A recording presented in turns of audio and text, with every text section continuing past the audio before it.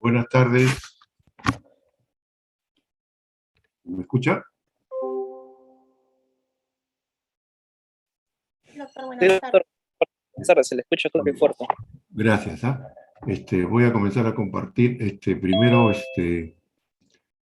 quiero disculparme por la demora, pero bueno, así pasa cuando uno está apurado. La operación demoró más de lo que uno quisiera.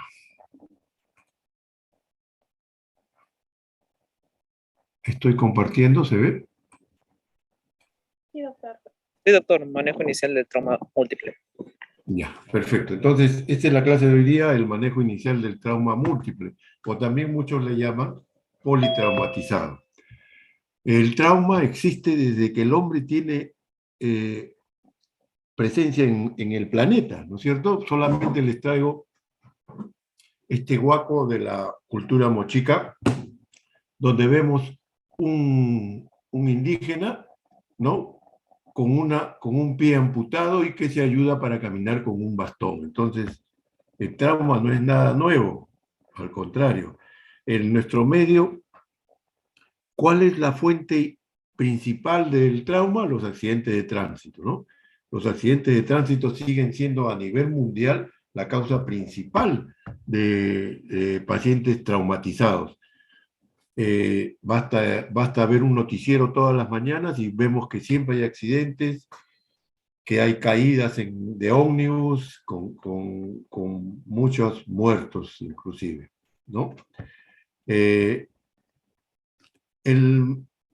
manejo del trauma lo vamos a dividir en una pequeña parte, pero no por ser pequeña no deja de ser importante, que es el sistema prehospitalario, y luego tenemos el sistema hospitalario o intrahospitalario. Nosotros vamos a llamarle hospitalario. ¿Sí? ¿En qué consiste el sistema prehospitalario? Consiste en que debemos acudir al paciente en el sitio del accidente, estabilizarlo con algunas maniobras que voy a mencionar y llevarlo a la institución más apropiada y más cercana. En ese orden, más apropiada y más cercana. Por supuesto que este sistema prehospitalario tiene que estar engranado con los centros de atención al paciente, tiene que haber una serie de guías o protocolos para el transporte, para la comunicación, cómo salir de la zona del accidente llevando al paciente traumatizado al centro hospitalario. Y esto pues significa dinero. Todo al final es dinero, ¿no es cierto? Movilización de recursos. Y en nuestro medio tenemos que aprender a utilizar los pocos recursos que tenemos. ¿Sí? Salvo que estemos llenos de ladrones como nos está pasando ahora, en que se roban todo lo que pueden, pues, estos delincuentes. Pero no, ustedes acostúmbrense, somos un país a nivel sanitario con muchas deficiencias, pero tenemos en muchos de los casos, lamentablemente, adaptarnos a esas deficiencias, ¿no? Hasta que alguno de ustedes pues tome la batuta y quiera hacer algún cambio bueno en este país. Pueden ser accidentes ferroviarios, como ven ustedes, ahí está la cuadrilla de ayuda. El sistema de comunicación es vital, ¿no es cierto? Tiene que haber un sistema preestablecido y que comunique a los que van a atender el trauma inicial en el sitio del accidente con los centros hospitalarios. Lo ideal es que te avisen, oiga, estamos llevando, sobre todo cuando es un desastre masivo, ¿no? Sobre todo cuando tenemos 20, 25 accidentados, una caída de una tribuna, un alud, qué sé yo. Tenemos que coordinar porque no todos van a ir a un solo sitio, tenemos que distribuirlo. Y el sistema que más utilizamos es la ambulancia, la vía terrestre. No nos queda otro en nuestro medio y ustedes conocen que el tráfico, el tránsito en nuestro medio es terrible, por no decir caótico, es la ley de la selva, ¿no es cierto? Lo ideal que sería vía aérea, ¿no? Eso sería lo ideal. No lo tenemos o en muy casos puntiformes en mi hospital Revaliati nos llegan cuando son pacientes ahogados en época de verano que los llevan, ¿no? Y hablemos ahora del sistema hospitalario. En el sistema hospitalario también significa que tiene que haber una planificación. Grábense esto, el trabajo es en equipo. Ya no existen los dioses o semidioses, no. Es el trabajo del equipo donde hay un líder, ¿no? Que normalmente es uno de los médicos, ¿sí? Hay que tener un equipo adecuado, una infraestructura adecuada, con equipos modernos, si es posible, laboratorio igual, rayos X, hay que tomar las precauciones estándar, que ya vamos a hablar. Tiene que haber, cuando se trata de postas pequeñas, hospitales pequeños que no tienen una capacidad de resolución de 100%, tiene que haber convenios ya establecidos. Si yo estoy en una posta en Huaral, yo ya sé que esa posta en Huaral va a mandar a Huacho o va a mandar a Lima, ya está establecido eso, ¿de acuerdo? Esta es una sala de shock trauma que se ve muy bonita, súper equipada. Ese es el ideal. Ojalá todos tuviéramos esto. En la realidad no se da eso, ¿no? Acá también ven ustedes, llena de equipos y el trabajo en equipo que mencionaba. El trabajo en equipo es fundamental. Muchos de nuestros pacientes van a terminar en sala de operaciones para resolver el problema en forma definitiva. ¿El trauma es importante, el trauma? Yo les traigo un programa que se llama ATLS. Le llamo programa. Hay un curso de esto también que dicta el programa. Es un protocolo, es una guía. Ustedes llámenle como quieran. Pero acuérdense de las siglas ATLS, que en inglés es Advanced Trauma Life Support. ¿Sí? A ver, fíjense, ¿por qué es importante el trauma?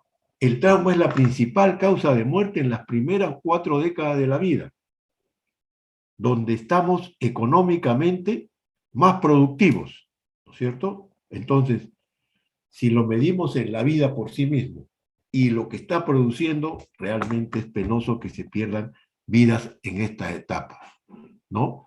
A los americanos, estadística americana, se mueren 150.000 por año. Esto significa que cada 5 minutos se muere un americano por trauma, ¿sí? Y esto les cuesta la friolera de 400.000 millones de dólares. Cuando ellos comenzaron a hacer números, se espantaron. Se dieron cuenta de que esto era casi un desastre. Tanto dinero ahí. Y es por eso que ellos le llamaron en el siglo, la epidemia silenciosa del siglo XX. Nadie le daba bola y se gastaba una inmensa cantidad de dinero, para no hablar de las muertes que se producían. Fíjense, ¿sucede eso en nuestro medio? Obviamente que no llegamos a esa magnitud, pero solamente en Lima se mueren por accidentes de tránsito de 4 a 5 personas por día. A nivel nacional, es una revisión que hice hace unos 3 o 4 años, se mueren 9 por tránsito, por accidentes de tránsito. No estoy hablando de violencia, asaltos, enfrentamientos como ha habido, que se murieron 14 ayer en Caravelí, ¿no? No, hablo de accidentes de tránsito. 9 por día. ¿No? Eso es una cantidad que no debería ser, ¿no? Y lo que es peor, por cada muerte que se produce, hay 3 pacientes que quedan incapacitados permanentemente. Esos ya no van a producir económicamente. Esos van a necesitar apoyo sanitario, tratamiento, rehabilitación. Van a necesitar que una persona los cuide. ¿Cuánto dinero significa eso? Eso no lo contamos, ¿no? Pero eso es, si tú lo traduces a tiempo que se invierte, eso es dinero que se gasta y que podría ser aprovechado en otro tipo de paciente, otro tipo de patología. Yo les traigo el ATLS, que es un programa que ha demostrado una utilidad, ¿no? Y que es necesario. Además, uniformiza un programa. A ver, acá tengo que hacer un disclosure, ¿no? Yo soy director del curso ATLS en el Perú, que es un curso del Colegio Americano. Entonces, obviamente, yo tengo ese sesgo. Yo voy a hablar muy bien de ATLS porque creo en el curso y estoy seguro que si ustedes aprenden algo de esta clase, les va a encantar, les va a encantar. Y cuando tengan la posibilidad de hacer el curso, háganlo. Es un poco caro, pero no se van a arrepentir. ¿Cómo nace este curso, este protocolo, esta guía? A ver, en el año 1976, un ortopedista y traumatólogo, así es, acá le llamamos traumatólogo, su nombre original es ortopedista, ¿no? Tomó su avión, estaba en Nebraska, y se fue de un fin de semana a California, con toda la familia, esposo y 4 hijos. En el vuelo de regreso sufre una avería y el avión cae. La esposa muere casi instantáneamente. 2 de los 4 hijos sufren lesiones más o menos moderadas, parecidas, ¿no? Y él tuvo que, felizmente se pudo comunicar por radio, esperó que viniera el equipo de rescate, lo rescataron, y él siguió a los hijos, ¿no? Y vio que en el hospital, teniendo algo parecido, los dos eran tratados de forma diferente. Lo que es peor, él escribe al Colegio Americano y les dice que con sus limitados recursos, él habría podido proporcionar mejores cuidados en el sitio del accidente que lo que sus hijos recibieron en el hospital de cuidados primarios, donde fueron llevados.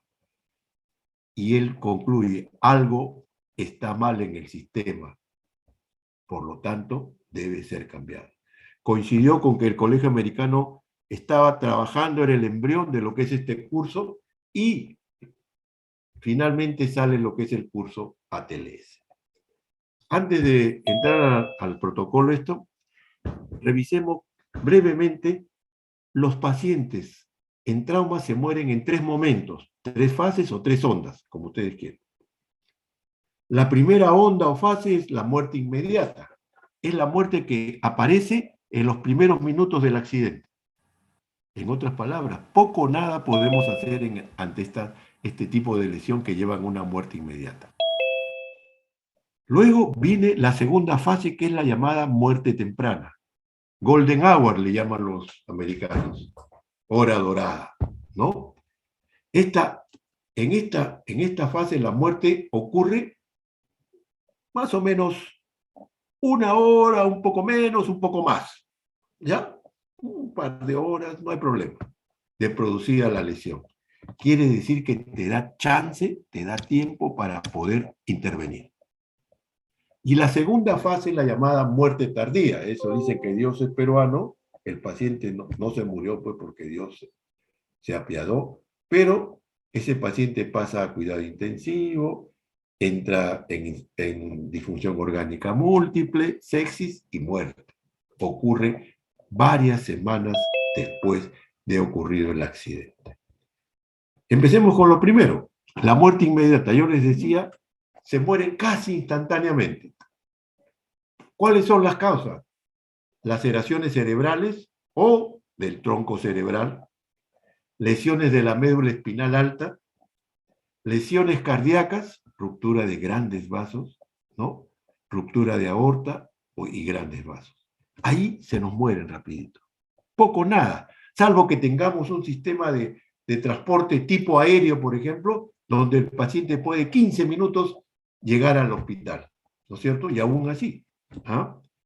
Muerte inmediata. La siguiente es la muerte temprana o hora dorada. ¿Por qué se produce estos pacientes? Una hora, un poco más de una hora, un par de horas, más o menos por ahí. ¿De acuerdo? Por problema a nivel de cabeza, hematoma subdural, epidural. A nivel torácico, hemotórax masivo, neumotórax a tensión. Lesión de víscera sólida, vaso, hígado. Fracturas mayores de huesos mayores, pelvis y fémur, porque se acompañan de un gran sangrado. Esto te mata. Si tú no haces nada, te mata al paciente.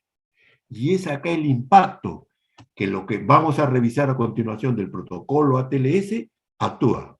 Y señores, tengan la seguridad que si ustedes aplican lo que dice ATLS, el paciente no se muere. Eso ya está comprobado. Eso ya está comprobado.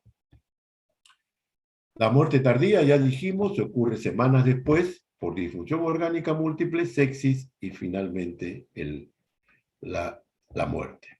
Aquí pueden ver ustedes cuál es la frecuencia. La mitad se mueren en forma inmediata. 30% es muertes tempranas, 20% muerte tardía. Repito, en estas muertes tempranas es que nosotros tenemos la obligación, repito, obligación de evitar estas muertes. Y yo soy un extremista. Si este tipo de muertes ocurren en un centro hospitalario, los culpables somos nosotros, el sistema y los que formamos parte de ese sistema. ¿De acuerdo? ¿Cuál es el concepto ATLS? ATLS es el primero, y las cosas buenas se tienen que imitar, así que fue imitado en otros tópicos. Fue el primero que hizo el enfoque ABCDE, ¿no? Para la evaluación y tratamiento. Lo hizo basado en las prioridades. Y trajo abajo un paradigma, ¿no? Y cuando uno ataca los paradigmas, la resistencia es mucho mayor. Al inicio había una resistencia terrible. ¿Cuál fue este paradigma? Dijo, hay que tratar primero la lesión que ponga en peligro la vida del paciente en forma inmediata. Y esto está dado por las prioridades. ¿De acuerdo? Luego voy a ampliar esta parte. Otro paradigma es que a nosotros, como a ustedes le han enseñado, que hay que hacer una buena historia clínica, una buena anamnesis, unos antecedentes personales, fisiológicos, patológicos, forma de inicio, todo, signos y síntomas, hacer una revisión por órganos, llegar a un diagnóstico sindrómico, pedir los análisis, las imágenes, para llegar a un diagnóstico etiológico, ¿no es cierto? Bueno, ATLS dijo eso es importante, pero en trauma, no. En trauma el diagnóstico inmediato no es lo importante. Lo importante es qué cosa, que el paciente no se muera, que el paciente continúe en vida con nosotros. ¿De acuerdo? El tiempo es esencial y el colegio americano, el American College of Surgeons, es probablemente, yo estoy seguro, la entidad científica más importante del mundo. Recomienda no agregues daño adicional, no agregar daño. ¿Cuál es el concepto clave de ATLS? Las prioridades. Y en eso se basa el ABCDE. A ver, vamos, imagínense 4 animalitos. Al primer animalito lo ahorco y lo dejo colgado ahí. Al segundo animalito le produzco un neumotórax, atención, en el hemitórax derecho. Al tercer animalito le pongo una daga, punzo penetrante a nivel del hígado y el hígado comienza a sangrar. Al cuarto animalito soy capaz de hacerle un hematoma subdural. Todo al mismo tiempo.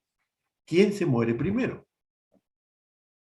el que está ahorcado. ¿Por qué? Porque al no respirar, al tener obstruida la vía aérea, se va a morir. ¿Quién se muere segundo? El que tiene el problema del neumotórax, atención.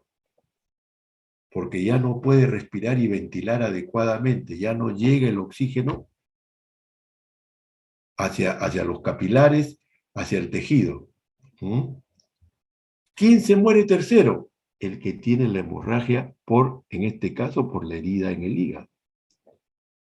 ¿Y quién se muere al final? El que tiene el hematoma subdural. Y entonces ATLS dijo, ¿qué mata primero? A. ¿Qué cosa es la vía aérea? Entonces, A es vía aérea y control de la columna cervical. A ver, les agrego, vía aérea permeable, para que quede bien claro esto. Pero además ATLS dijo, oye, controla la columna cervical. ¿Qué significa controlar la columna cervical? Inmovilizar la columna cervical. Ya vamos a ampliar esto. ¿Qué cosa es? ¿Qué se mueren en segundo lugar? Los que tienen el problema respiratorio, ventilatorio. Me tengo que asegurar que el paso CO2, oxígeno en el alveolo capilar esté permeable. Entonces, eso es B. B en inglés es respiración. Nosotros le decimos respiración y ventilación. ¿Qué cosa es? ¿Quién se muere en tercer lugar? El que tiene el problema de la hemorragia interna, en este caso producida por una herida en el hígado. C es circulación, control de la hemorragia, evaluar el estado circulatorio del paciente. D, ¿qué cosa es? Buscar déficit neurológico. Buscar déficit neurológico. Y finalmente le agregaron una E. ¿Qué cosa es E? Exponer al paciente, exposición, desvestir al paciente. ¿Sí? Pero además con algo más. Medio ambiente. Evita la hipotermia. Medio ambiente, piensen, evitar la hipotermia. Ya voy a ampliar eso. Ustedes dirán hipotermia solamente en el polo sur, norte, en las punas, eso. Ya vamos a hablar. Y este es el resumen de lo que vamos a hablar a continuación. Este es el protocolo de ATLS, en la guía de ATLS. ¿Sí? Nos llega un paciente con una lesión al centro hospitalario donde estén ustedes, le vamos a hacer la revisión primaria y la reanimación. Revisión primaria y reanimación. Si todo va bien, vamos a hacer la revisión secundaria. Si todo va bien, optimizamos el estado del paciente y definimos, yo en mi centro lo puedo solucionar todos sus problemas o necesita un centro de mayor complejidad, traslado al paciente. ¿De acuerdo? En todos los casos va a estar la reevaluación permanentemente. ¿Qué significa reevaluar? Cuando el paciente que mejoró un poquito, ¡rum!, se vuelve a caer, se vuelve a agravar. Entonces a eso le decimos reevaluación. Para efectos prácticos, la revisión primaria y la reanimación son fases simultáneas. Para efectos académicos, docentes, los estamos separando. Pero, repito, están entrelazados, son paralelos, ¿sí? Son simultáneos. Y yo voy a estar combinando a la hora que explique cada uno de ellos. Empezamos con la revisión primaria. Entonces, en la revisión primaria está nuestro famoso A, B, C, D, E. A, vía aérea permeable con control de la columna cervical. B, respiración y ventilación. C, circulación, estado vascular, evaluar el estado vascular con control de la hemorragia. D es déficit neurológico, evaluar el estado neurológico del paciente. Y E es exponer medio ambiente, ¿qué significa? Evitar hipotermia. Empecemos por la A. Fíjense. ¿Cuál es la manera más sencilla de evaluar una vía aérea permeable? Pregunta que le van a hacer mañana en la práctica. ¿Cuál es la manera más sencilla? Señor, ¿qué pasó? Doctor, se me atravesó un árbol. Ese paciente ya habló. Si ya habló es porque tiene la vía aérea permeable. ¿De acuerdo? Obviamente, cuando está inconsciente, ahí sí tenemos problemas, ¿no es cierto? Entonces, ahí tenemos que ver cuál ha sido el mecanismo de la lesión, que ya voy a ampliar eso. Si está inconsciente, si responde al dolor, vamos a dar algunos tics a continuación, pero quiero hablar ahora del control de la columna cervical. Fíjense ustedes, los bomberos que son unos campeones en esto, ¿no? Y todos los otros sistemas prehospitalarios, ellos ya le llevan a su paciente con un collarín, ¿no? Porque ellos sospechan la lesión en todo paciente, y así debe ser, ¿sí? Cuando tengo un trauma múltiple, cuando el paciente está inconsciente, yo asumo que puede haber lesión de columna cervical. Si hay un trauma único, si este trauma único ha sido por encima de la clavícula, también yo asumo que hay lesión de columna cervical. Y esto hay que tenerlo presente porque muchos no controlan la columna cervical. Si hay columna cervical y dejan que el cuello se mueva libremente, si es que hay una lesión, esta lesión se puede agravar y producir una cuadriplegia. ¿De acuerdo? Tener presente eso. Aquí están, por ejemplo, acá está se ve, no sé si se ve mi cursor. ¿Se ve el cursor? ¿Alguien que me conteste? ¿Aló? Sí, doctor, sí se puede ver.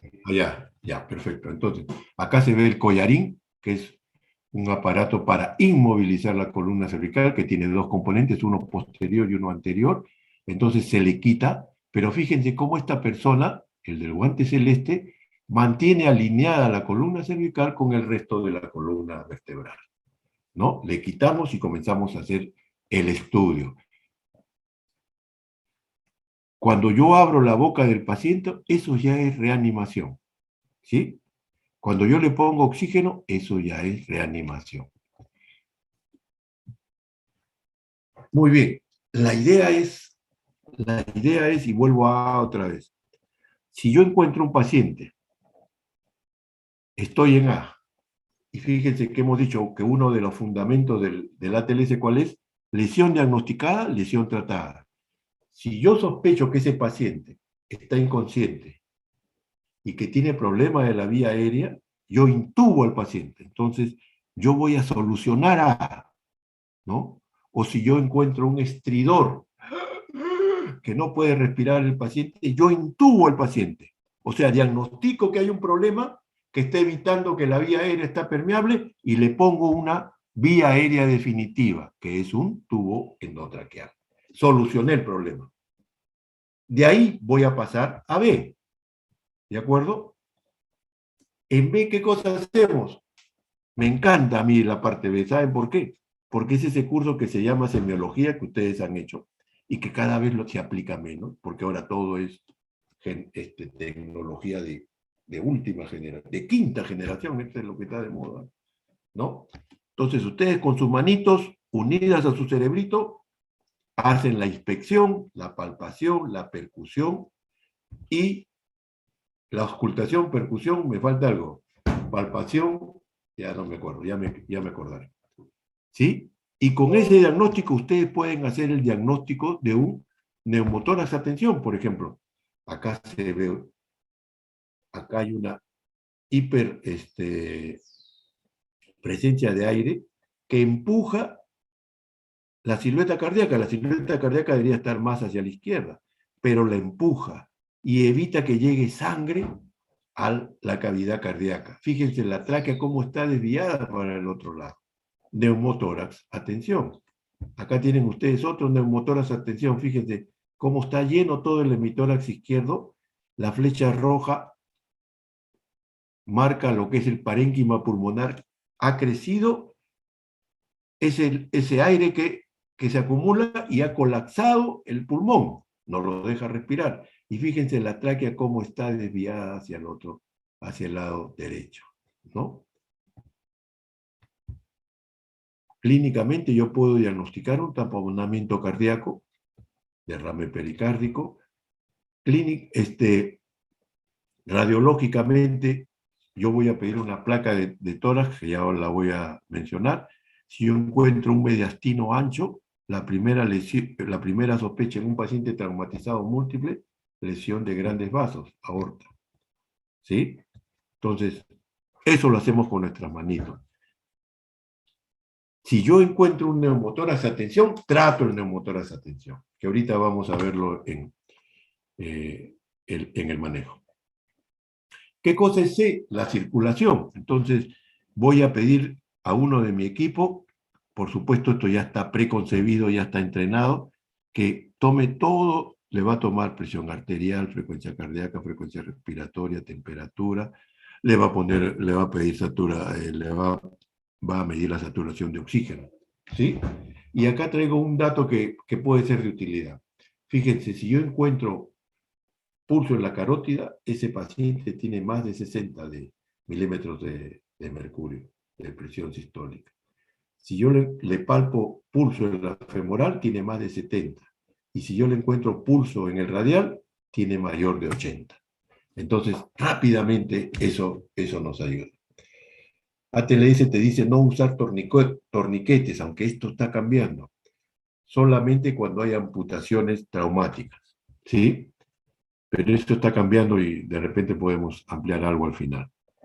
¿Qué cosa es D? Es evaluar, buscar si hay déficit neurológico. ¿Y cómo lo hacemos? Medimos el nivel de conciencia. ¿Cómo medimos el nivel de conciencia? Con la escala de coma de Glasgow, ¿sí?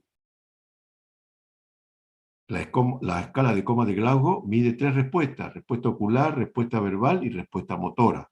Yo no quiero que se aprendan esa clasificación. Todas las tienen en los hospitales, está pegado ahí en las unidades de shock trauma, o anda con su tarjetita eso, ¿de acuerdo? Y el otro dato importante son las pupilas. ¿Cómo están las pupilas? Están centrales, responden bien a la luz, y lo más importante, son isocóricas, son del mismo tamaño en ambos ojos, o en un ojo está aumentado, midriasis se llama eso. Si yo encuentro midriasis, ya estoy llamando al neurocirujano, porque eso traduce algo que ocupa más adentro del cráneo. Ya estoy llamando al neurocirujano, ¿de acuerdo? Y es exponer al paciente, cuidar la hipotermia en el medio ambiente, desvestir al paciente y proteger de hipotermia, ¿de acuerdo? Vamos a la reanimación y voy a volver. ¿Cuál es? Repetir lo que hemos dicho ya. Toda lesión que pone en peligro la vida del paciente en forma inmediata, al ser diagnosticada o identificada en la secuencia ABCDE, es tratada inmediatamente. Durante esta fase de reanimación, por favor, olvídense, esta la primera columna cervical no debería estar acá. He sacado el archivo antiguo, creo. Pedimos 2 placas, tórax y pelvis. Tórax y pelvis, ¿correcto? Entonces, en A, ¿qué cosa hago yo? Abro la boca del paciente y aspiro secreciones. La causa más frecuente de obstrucción de la vía aérea, ¿cuál es? Que la base de la lengua cae hacia atrás y obstruye la vía aérea. ¿Cómo hago para desobstruirlo? Sencillo. Levanto la mandíbula, ambos ángulos mandibulares los levanto. ¿Correcto? Levantar. Eso hace que la base de la lengua suba y libere la vía aérea. Si estoy solo y nadie me puede estar alineando la columna cervical con el resto de la columna vertebral, yo solito fijo la cabeza y levanto el mentón. Levanto el mentón. ¿De acuerdo? Y con eso libero la vía aérea cuando es obstruida por la base de la lengua. Aspiro secreciones, veo si solamente hay saliva, hay otro tipo de secreción, hay sangre, hay restos óseos, hay prótesis, cualquier cuerpo extraño, yo lo retiro. ¿Sí? Y durante toda esta maniobra, como se han podido dar cuenta, mantenemos inmovilizada la columna cervical. Fíjense, acá estoy solo yo, nadie me está ayudando. Mantengo con una mano la alineación de la columna, acá está, y con la otra mano levanto el mentón y se eleva la base de la lengua. Si hay alguien que me puede estar ayudando, no se ha dibujado acá, pero en la siguiente creo que tengo, acá está, fíjense, alguien está manteniendo la alineación de la columna vertebral y estoy levantando el ángulo mandibular en esa dirección para liberar la base de la lengua. En pacientes inconscientes, ¿qué se puede hacer? Se puede un tubo de Mayo, un orofaringio. Un orofaringio, fíjense la forma de entrar, en anestesia de repente ya les han hablado de esto, y después se voltea, ¿para qué? Para levantar la base de la lengua, evitar que caiga y obstruya la vía aérea. Ojo, esto se hace solamente en pacientes inconscientes. En pacientes conscientes no se hace, solo en inconscientes. Muy bien, eso hago en A. ¿Qué hago? Antes que me olvide. Si yo les digo, a ver, un paciente que me lo trae porque se cayó del segundo piso, doctor, ¿qué pasó? Hubo un incendio y la cosa se puso mal, estuvo casi más de media hora, 40 minutos, y no podíamos rescatarlo y el hombre desesperado se tiró y tiene una lesión en una de las piernas, qué sé yo.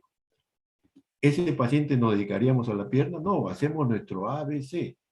Y uno debe saber que cuando uno está en un incendio, el humo, aire caliente, penetra y inflama toda esta zona. La quema también. Y entonces, de repente el paciente está bien y de repente, no lo puedo hablar, ¿no? Ya aparece signos de estridor. Entonces, antes que aparezca eso, yo le hago una intubación. Le hago una intubación, que también la podemos hacer en B. En B, ¿qué significa la reanimación?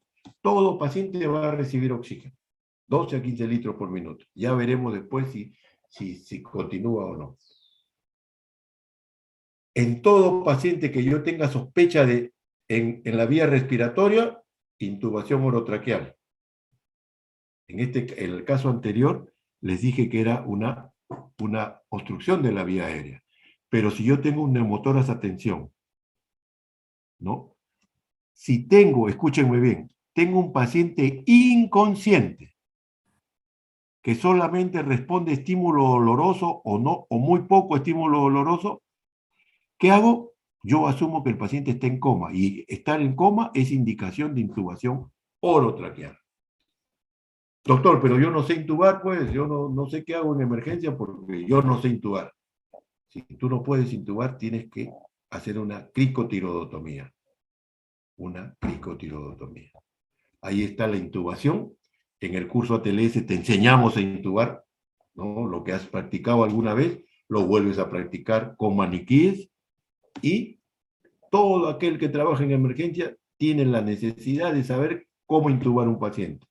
¿De acuerdo? La cricotirodotomía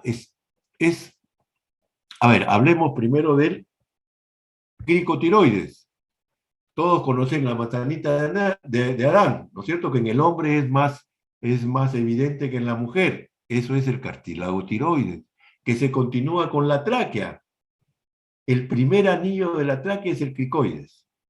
Entre el tiroides, cartílago tiroides y el primer anillo cricotiroideo hay un espacio que es fácilmente detectable. ¿Sí?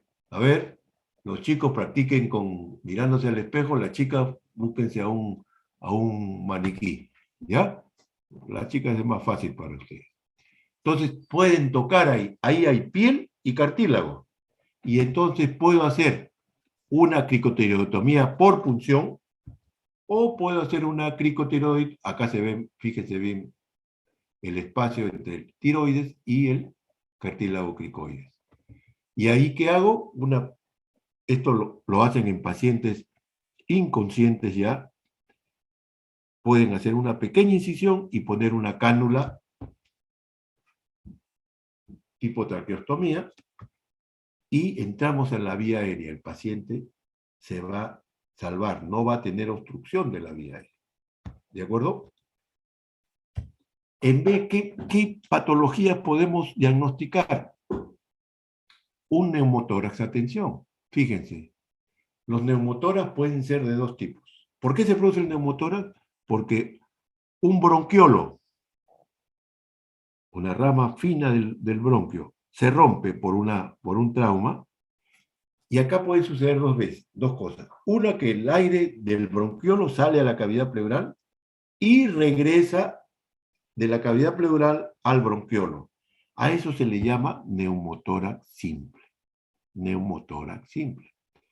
La otra posibilidad, ¿cuál es?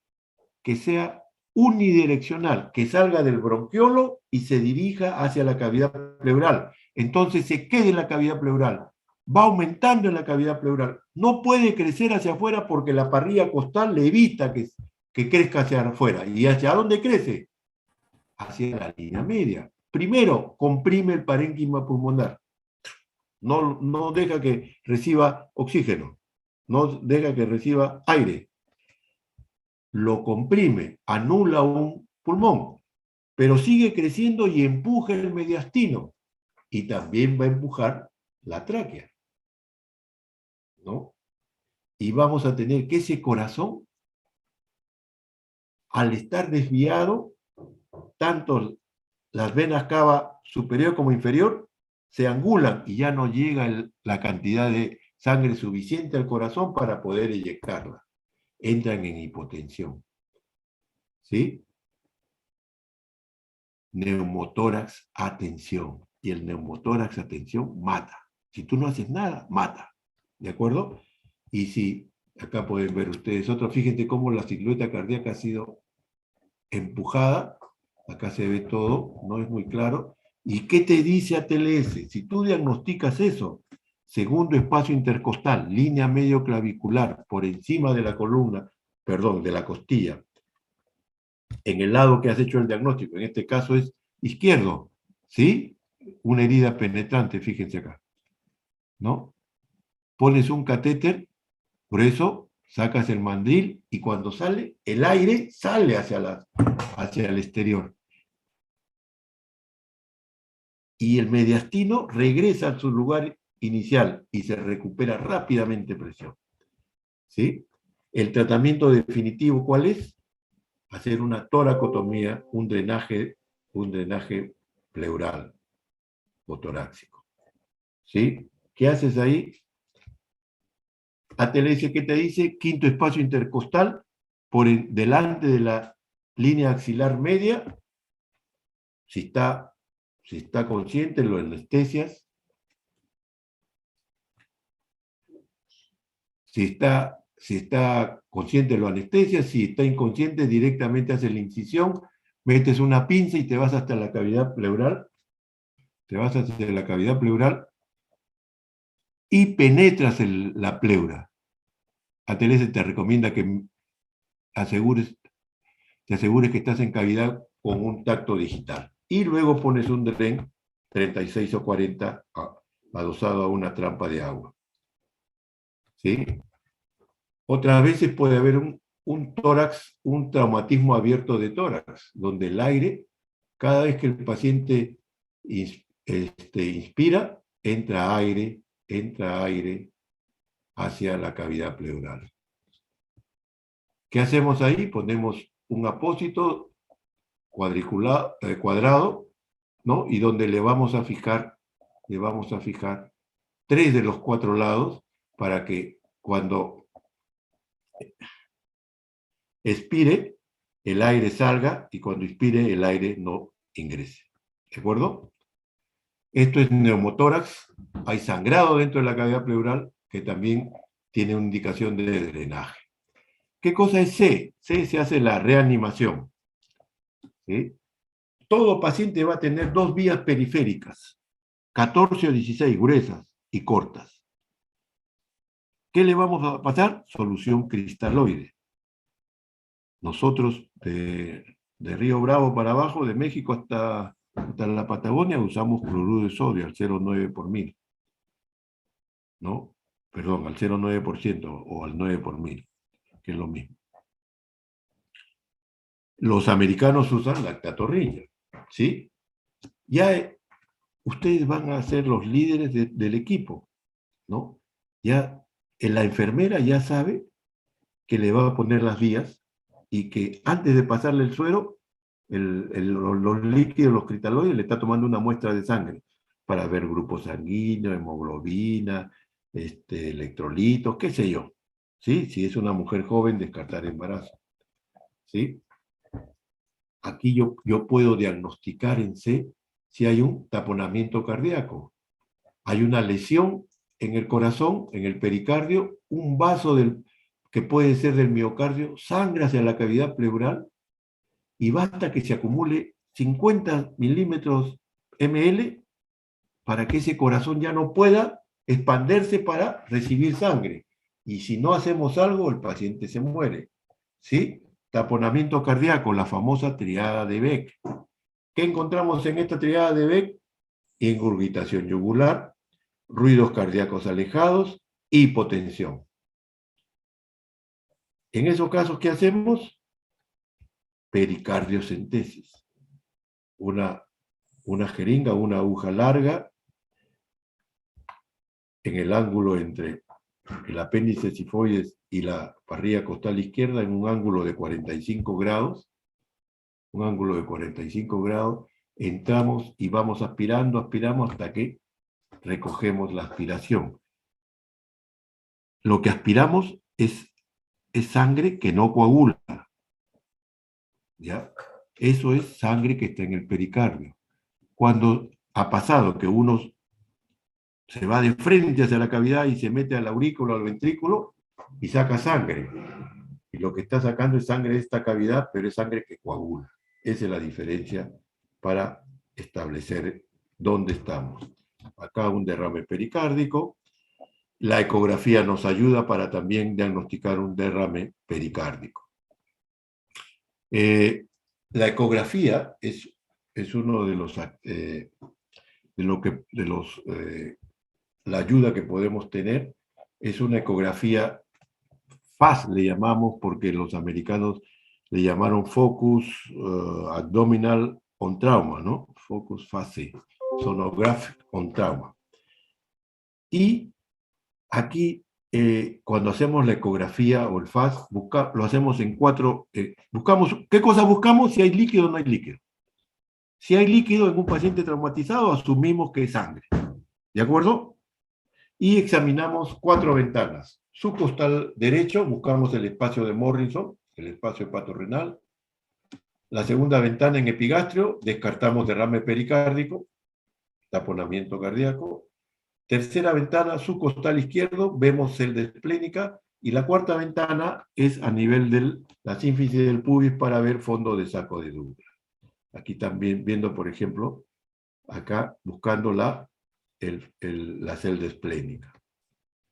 Los anexos de la revisión primaria, ya los tenemos que mencionar, tiene anexos, ¿sí? Que ya mencionamos algunos, signos vitales, ¿no?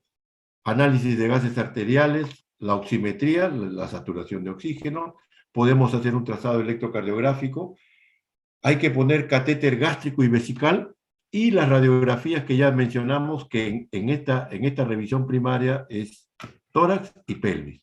También puedo usar la ecografía o lavado peritoneal diagnóstico. Hace muchos años era lavado peritoneal diagnóstico. La ecografía, el ECOFAS o el FAS a secas, ha desplazado al lavado peritoneal diagnóstico. Este es un lavado peritoneal diagnóstico que puede ser útil cuando uno que no tenga toda la infraestructura que debería hacer. Se ingresa con un catéter, ¿no? Se hace una incisión que compromete piel, aponeurosis, peritoneo, se pone un catéter y uno absorbe. Si absorbe sangre, es positivo, indicación quirúrgica. Si no absorbe sangre, uno tiene que pasarle líquidos, ¿sí? Hasta 1 litro en adultos, en niños 10 por kilo. Y luego tomas una parte de ese líquido y lo mandas a analizar. Si te sale más de 500 leucocitos, si te salen más de un número especial de glóbulos rojos, más de 100.000, es positivo. O te salen cuerpos extraños, presencia de bilis, y haces un gran y te sale presencia de gran negativo, también eso es positivo y es indicación quirúrgica. Acá están las 2 radiografías que pedimos, la radiografía de tórax y la radiografía de pelvis. Sobre la sonda nasogástrica. La sonda nasogástrica, ¿en qué nos ayuda? Estoy hablando en pacientes graves. ¿Ah? ¿En qué nos ayuda? Una sonda nasogástrica descomprime la cavidad gástrica, nos va a permitir qué tipo de secreción hay. Si hay balonamiento te va a ayudar porque le va a dar algo de confort, ¿no? El aire va a salir. Se utiliza en eso. ¿Cuándo no se utiliza? Cuando tengo fractura del macizo facial, lesión del macizo facial. Entre lo que es la cara y el cráneo hay una división, la da el hueso etmoides a través de la famosa lámina cribosa, ¿sí? Eso está detrás, a la altura de las fosas nasales, ¿sí? Si uno le pone, si hay una lesión de esa lámina cribosa y tú le pones una sonda nasogástrica por la nariz, corres el riesgo de que esa sonda termine en la cavidad craneal. Ya se imaginan la catástrofe que es, ¿no es cierto? Entonces, ¿qué se hace cuando hay lesiones del macizo facial o tienen epístasis los pacientes? Hago una orogástrica. A través de la boca ingreso una sonda al estómago. La sonda vesical. ¿Es importante la sonda vesical? Es vital la sonda vesical. Una forma de medir la perfusión tisular es la producción de orina, ¿cierto? Recuerden, cuando hay una hipotensión, el organismo, yo siempre exagerando, cierra el caño a todas las estructuras menos a 3. A 3 órganos los sigue cuidando. ¿Cuáles son? Cerebro, corazón y riñones. ¿Sí? Recuerden ustedes que la producción de orina es directamente proporcional a la perfusión del riñón. A mayor perfusión, mayor orina. A menor perfusión, menor orina. ¿De acuerdo? Entonces, para manejar un paciente traumatizado grave, inconsciente generalmente, o con gran lesión, yo le voy a poner una sonda vesical. ¿Para qué le pongo la sonda vesical? Para medir la diuresis horaria, lo que llaman también gasto urinario. Y para eso tenemos que recordar cuánto es el volumen de orina hora mínimo que se debe producir. En adultos, 0,5 por kilo por hora. En niños, 1 por kilo por hora. En lactantes, 2 por kilo por hora. ¿Sí? Si un paciente que pesa 80 kilos comienza a recibir líquidos y en la primera hora me orina 25 centímetros en la primera hora, ¿qué significa eso? Que me estoy quedando corto en mi perfusión. Tengo que darle más líquido. ¿De acuerdo? De ahí la importancia de poner una sonda vesical. Pero atención, tiene sus contraindicaciones. ¿Cuáles son estas contraindicaciones? Sangre en el meato uretral, equimosis escrotal, hematoma perianal y en varones, en el tacto rectal, la próstata se palpa alta o no se puede palpar. ¿De acuerdo? En esos casos, no le ponga usted una sonda vesical, llame al urólogo o haga una talla vesical si es que está en condiciones de hacerlo. ¿De acuerdo? Fíjense, mire, tenía una equimosis perianal, ¿no? Y que en su vida había leído algo seguramente, le puso una sonda vesical. Fíjense por dónde apareció. Todos esos datos que yo le he dicho de la equimosis perineal, escrotal, sangre en el meato, son signos indirectos de lesión de uretra membranosa, de uretra posterior. Si está rota esa, le estoy metiendo le estoy haciendo una falsa vía, catástrofe. ¿De acuerdo? Recordar eso, por favor.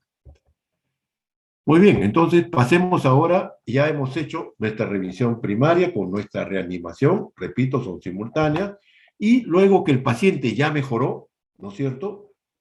Ya empezó, yo ya lo intubé, de repente le puse un drenaje torácico, está mejorando el paciente llegó con 70, 40 de presión, frecuencia cardíaca de 140 por minuto, 50 respiraciones por minuto, y de repente yo ya lo intubé, le puse su drenaje torácico y ya está en una presión que está en 95, 100, con 70, la frecuencia cardíaca está en 100 por minuto, la frecuencia respiratoria está en 24 por minuto. Ha mejorado el paciente, ¿cierto? Empiezo yo a hacer lo que llamamos la revisión secundaria. Y esta es una evaluación, entre comillas, más detallada de cabeza a pies. Se hace un examen neurológico más completo, se pide a radiografías y puedo pedir otros exámenes especiales. Y empezamos con la cabeza, y en la cabeza comienzo a palpar la cabeza, busco si hay soluciones de continuidad, heridas, si hay sangrado, si hay crépitos, ¿no? Voy a los ojos, cómo están los ojos, si hay edema o no, veo los orificios, el orificio auditivo, el nasales, ¿hay sangre? No hay sangre, hay otro tipo de secreción. ¿Qué color es? Voy viendo eso, ¿no? En este caso, por ejemplo, que vemos un gran edema de la cara, que tiene que ver con el llamado síndrome de compresión torácica, ¿no? ¿Cómo están los ojos? Encuentro equimosis periorbital, signo del mapache. ¿Qué te indica el signo del mapache? Signo del mapache acá. ¿Qué te indica? Probable lesión de base de cráneo. Otro signo de lesión de base de cráneo, signo de Butler. Equimosis, salió medio morado esto. Equimosis retroauricular. Equimosis retroauricular. ¿De acuerdo? Otro signo de lesión de base de cráneo, epístasis, rinorrea, salida de líquido cefalorraquídeo por las fosas nasales, lesión de piso o base de cráneo. Signo del mapache, pero también una gran equimosis que habla de un trauma a nivel mandibular. Luego paso a cuello. En cuello siempre examinen, por favor, en cuello, y eso también lo hacen en A y en B. En cuello siempre examinen yugulares. ¿Cómo están las venas yugulares? ¿Dilatadas o están colapsadas? ¿O están normales, que es lo colapsado? ¿No? Si están ingurgitadas, ya te hace pensar que algo está pasando, ¿no es cierto? Puede ser una hemotoracia tensión, puede ser un derrame pericárdico, ¿sí? ¿Y cómo está la tráquea? Palpo la tráquea. Está central, está desviado hacia un lado, veo si hay heridas, luego paso a tórax y vuelvo a hacer mi inspección, palpación, percusión y ocultación, ¿sí? Examino corazón y luego paso a abdomen, ¿no? Acá hay una lesión penetrante en el hipocondrio izquierdo y vuelvo a tocar si hay resistencia, si hay dolor, si hay signos de peritoneales, ¿no? Acá un síndrome bastante frecuente ahora con el uso del cinturón de seguridad del auto, ¿no? Tóraco abdominal. Y ahí paso a pelvis, examinar siempre pelvis, ver si hay dolor o no, ver si está estable o no, siempre se hace con cuidado, porque la pelvis puede sangrar mucho y puede matar al paciente. ¿Sí? Luego paso a miembros superiores e inferiores. ¿Hay alguna deformación? ¿Hay una equimosis? ¿Cómo están las extremidades distales? ¿Están rosaditas ambas o una está más pálida que la otra? ¿O hay cianosis? ¿Sí? ¿O hay alguna lesión abierta? Como acá ven ustedes una fractura expuesta de tobillo derecho. ¿Sí? Lo que les decía la pelvis. La pelvis es un anillo óseo circular. Si la sínfisis se abre, uno dice la lesión está acá, sí, pero también puede estar atrás, está de todas maneras atrás, porque como ser un anillo, si hay lesión anterior, también hay una repercusión posterior. Y el sangrado que se da, que rodea al sacro, es terrible, puede matar al paciente. ¿De acuerdo? Aquí lo que les decía yo, fíjense, comparen esta palidez con esta de acá. Cuando hay traumas de miembros especialmente inferiores, pero pueden ser superiores, pero lo frecuente es inferiores, hay una gran contusión y edema. La aponeurosis que rodea al hueso y a los músculos no deja que crezca hacia afuera. ¿Y hacia dónde crece? Hacia adentro y comprime los vasos sanguíneos. Comprime los vasos sanguíneos, disminuye la irrigación, hay dolor, hay edema, palidez, ¿sí? Y los pulsos están disminuidos, síndrome compartamental. Acá hay una fractura de fémur con compromiso de la arteria femoral. Está rota, hay salida, extravasación del líquido de contraste. ¿Sí? ¿Qué hacemos en esos casos? Inmovilizamos el miembro, en este caso miembro inferior izquierdo. Traccionamos un poco y lo inmovilizamos. ¿Para qué? Para evitar que haya mayor lesión de este vaso. ¿De acuerdo? Así como la revisión primaria tiene sus anexos, la revisión secundaria también tiene sus anexos. Primero, la radiografía de columna cervical se pide en esta fase. Obviamente, en la práctica, yo lo pido los tres juntos, ¿de acuerdo?